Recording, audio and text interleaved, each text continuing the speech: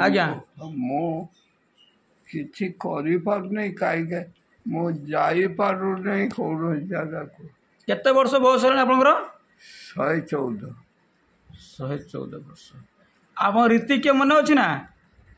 हाँ थिला लेखि रखिथिले रामचंद्र साहू बोधे हाँ रामचंद्र साहू हाँ रामचंद्र से कागज जेटा देथिले बुताको हाँ ताको सिलाई कर देछि गोटे बही रो सिलाई कर देछि आज आचार्य देव पठेइछन बोले आमे आसीचु सत्संग जो आचार्य देव जन अच्छा जानछन तो हाँ से आचार्य देव पठेइछन आपण पाखकू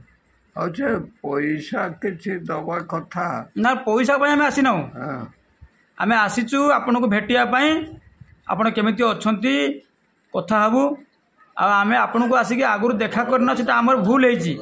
ना ना सेटा काहे के मन ना सेटा आचार्य देव कहिचंती आज आपण 114 वर्ष हेलानी आपण पाखरे आमे आसी पहुंचिनु केवल आपण सत्संग करचंती आमे आसुचु खाउचु पडुचु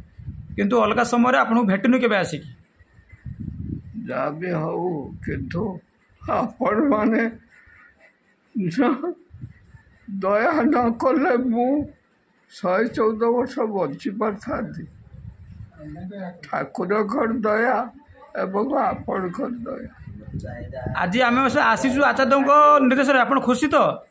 हाँ खुशी निश्चय खुशी ना आपण घरे आज ठाकुर नथिले ता ठाकुर ठाकुर बसै दे जाउछु हमें हाँ आपण नाम एबे करिवे हाँ हो